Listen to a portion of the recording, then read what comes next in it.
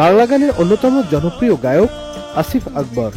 90 দশকে আসিফের সুরে মেতেছেন লক্ষ লক্ষ তরুণ তরুণী। গানের অ্যালবাম থেকে শুরু করে সিনেমা প্লেব্যাক শিল্পী হিসেবে সবখানেই সফলতার ছাপ ফেলেছেন তিনি। এছাড়া সমসাময়িক নানা ইস্যুতে এই গায়ক থেকেছেন সরব। সাম্প্রতিক বৈষম্যবিরোধী ছাত্র আন্দোলনের সফলতা নিয়ে নিজের মতামত তুলে ধরলেন সামাজিক যোগাযোগ মাধ্যমে। বৃহস্পতিবার নিজের ভেরিফাইড ফেসবুক অ্যাকাউন্ট থেকে দেয়া হয় একটি স্ট্যাটাস। সেখানে তিনি লেখেন, বৈষম্যবিরোধী ছাত্র আন্দোলনের আসল সফলতা আসবে ছাত্রছাত্রীদের সময়মতো বিয়ে করার মাধ্যমেই। আমি 24 বছর বয়সে বিয়ের পক্ষে। এতে সংসার শুরু করা যায় দ্রুত।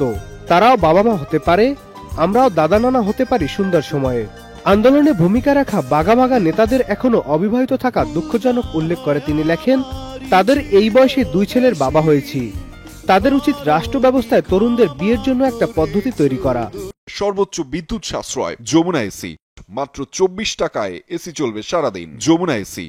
ব্যাংক ঋণ দিবে এবং সেটা দূরবর্তী সময়ের কিস্তিতে আস্তে আস্তে পরিশোধ করা হবে কোনো প্রেসার ছাড়া।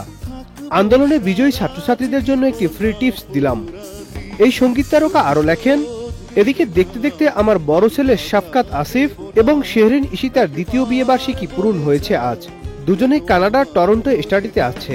তবে আপাতত দাদা হওয়ার মতো কোনো সুখবর নেই। ছেলেকে জিজ্ঞেস করলাম, সে বলল প্ল্যান নাকি আছে। বললাম, তোমার জন্মের সময় কোনো প্ল্যান আমাদের ছিল না, অথচ দুর্ভাগ্য তোমার কাছ থেকে প্ল্যানের গল্প শুনতে হলো। পরিস্থিতি যাই ঘটুক, 2026 সালের শুরুতেই আমার ছোট ছেলে শাফাত রুদ্রর বিয়ে দেব ইনশাল্লাহ। সেই অপেক্ষায় অস্থির হয়ে আছি। রণ ইশিতা, তোমাদের বিয়ে বার্ষিকীর শুভেচ্ছা।